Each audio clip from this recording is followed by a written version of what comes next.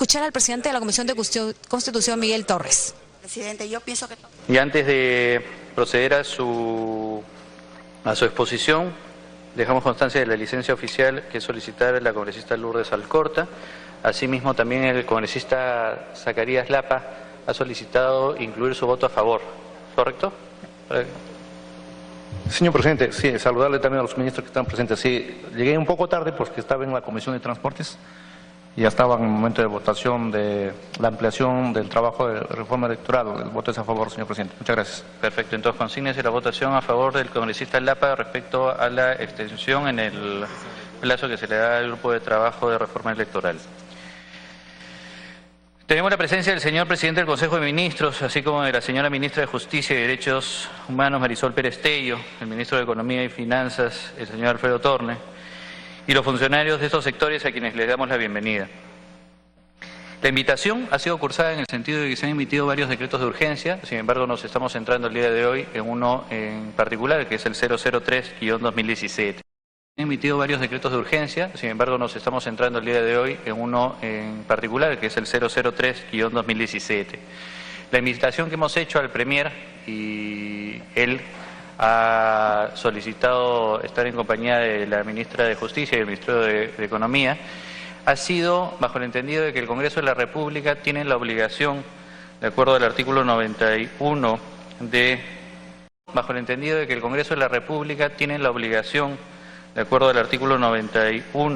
del reglamento del Congreso y el artículo 118 de la Constitución, de verificar y en su caso modificar o derogar los decretos de urgencia que hayan sido emitidos por el Ejecutivo.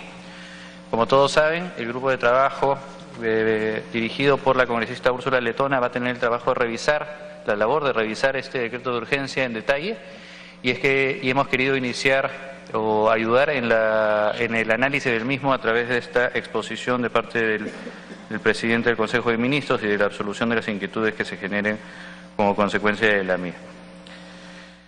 Procedemos a dar palabra al señor Fernando Zavala Lombardi, presidente del Consejo de Ministros, para que sustente los motivos y alcances del decreto de urgencia 003-2017, que asegura la continuidad de proyectos de inversión para la prestación de servicios públicos y cautela el pago de la reparación civil a favor del Estado en casos de corrupción. Señor Premier. Gracias, presidente. Gracias, congresista, por esta invitación. Creo que es importante discutir el decreto de urgencia 003 por la importancia que tiene en la economía nacional. Como bien menciona el presidente de la Comisión, me he permitido venir acompañado del ministro de Economía y Finanzas y la ministra de Justicia. Como ustedes saben, los decretos de urgencia tienen un componente económico, que es el componente principal, y también tienen un componente de legalidad y constitucionalidad.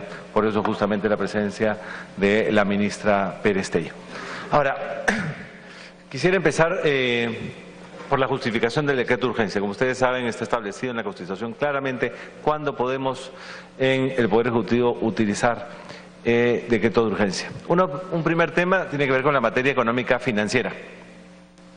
¿Y qué tenemos ahí? Uno, evitar la paralización de la ejecución de obras públicas y asociaciones público-privadas y evitar generar la ruptura de la cadena de pagos, acreedores, proveedores, trabajadores.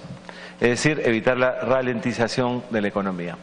Un segundo concepto que justifica el decreto de urgencia tiene que ver con la excepcionalidad, como bien lo establece la Constitución.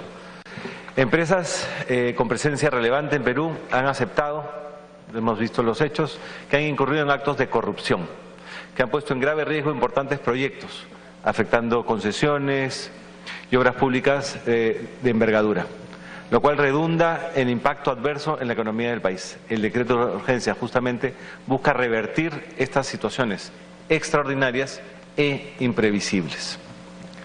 Tercero, la necesidad.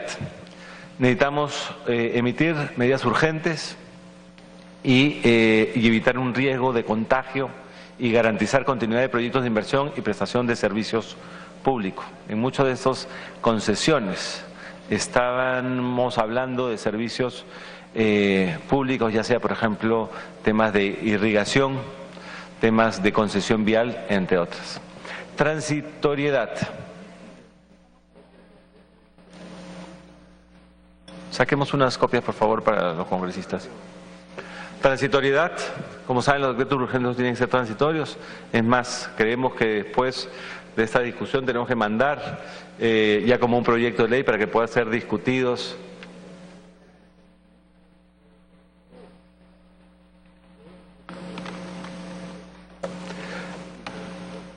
Buenos días.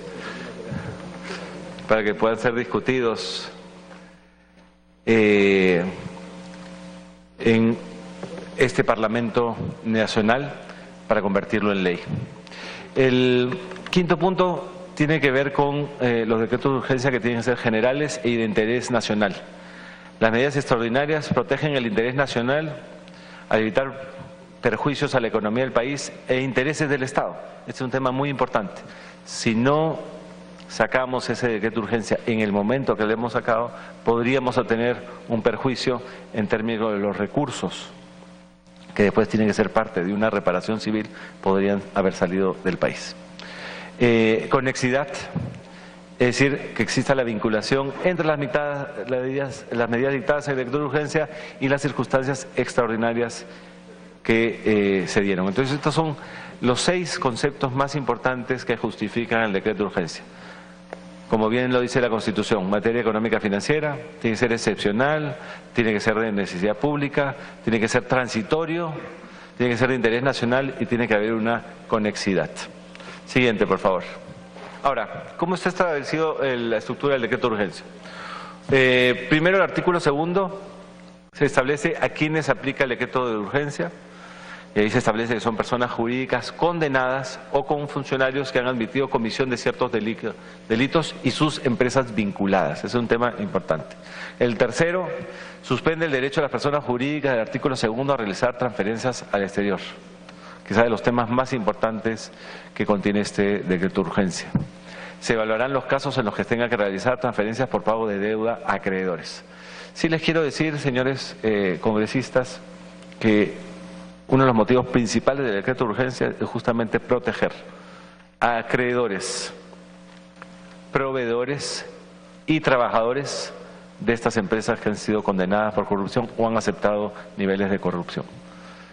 Entonces, bajo el mecanismo del decreto de urgencia, protegemos que se pague a estos trabajadores, proveedores o acreedores, pero no permitimos que se sigan beneficiando de los recursos del Estado a las empresas involucradas.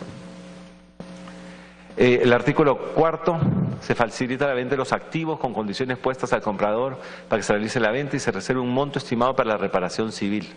Castiga a las empresas que no soliciten permiso al Estado peruano para efectuar la compra de los activos de las empresas del artículo 2. Se evaluarán los casos en los que se tengan que realizar las transferencias por pago de deuda de acreedor. Importante aquí también la forma de la redacción, es decir, el comprador, no la empresa que vende, es la que tiene que solicitar el permiso. Es decir, no es la empresa corrupta la que pide el permiso, sino es el comprador. Artículo 5 habilita al funcionario público a retener un porcentaje de los pagos. Corrupta la que pide el permiso, si no es el comprador. Artículo 5 habilita al funcionario público a retener un porcentaje de los pagos que tengan que efectuar a empresas del artículo 2. Es decir, lo que se busca es que se pague, como mencioné, acreedores, trabajadores, proveedores, pero que el margen de utilidad de esa concesión, de esa obra, sea retenida. Es proveedores, pero que el margen de utilidad de esa concesión, de esa obra, sea retenida. Es decir, para evitar, digamos, un lucro con este tipo de transacciones. El artículo 6, como le decía, es temporal, es decir, plazo de 1 año. Y como le decía, la intención del Poder Ejecutivo es mandar un proyecto de ley para que pueda ser discutido para ampliar el plazo si fuera necesario. El artículo 7 establece un fideicomiso de retención y de reparación. Si lo vemos gráficamente en términos de la limitación de transferencias fuera del país, se retiene los márgenes netos de ganancia y sostenibilidad de proyectos. Es decir, lo que comúnmente se puede conocer como la utilidad que se genera por esos procesos de concesión o de operación de alguna obra pública. Siguiente. ¿A quiénes aplica el artículo, el decreto de urgencia? Es decir, buscando mayor información del artículo 2. Están incluidas las empresas condenadas o cuyos funcionarios o representantes hayan sido condenados en el país o en el extranjero mediante sentencia condenatoria o ejecutoria por delitos contra la administración pública o lavado de activos o delitos equivalentes, en caso de estos hayan sido cometidos en otros países en agravio del Estado, es decir, el Estado peruano.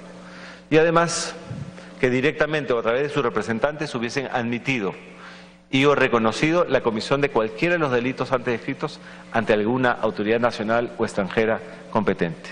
Y además, como es obvio, todas las empresas vinculadas a estos dos sujetos mencionados anteriormente. Siguiente. Ahora, la definición de vinculadas es un tema importante también, artículo 2.2.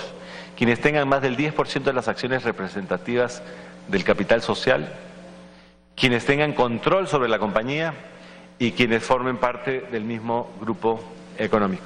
Todas estas definiciones también fueron discutidas y validadas con lo que es la legislación, con la Superintendencia de Mercado de Valores, con lo que es la Superintendencia de Banca y Seguros. Siguiente.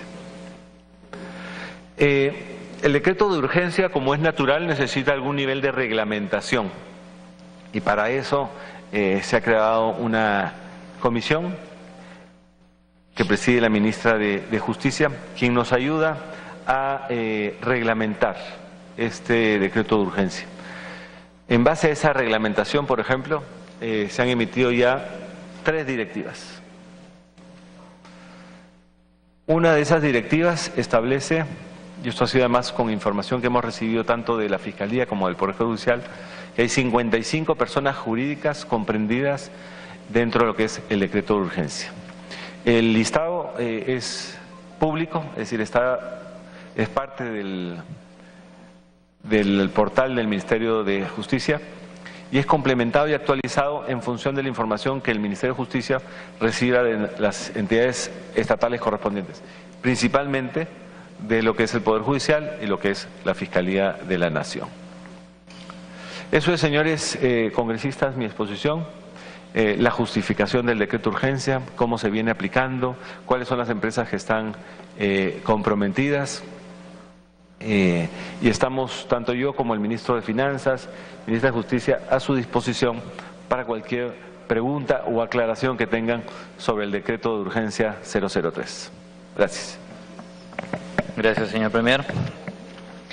A continuación, las inquietudes.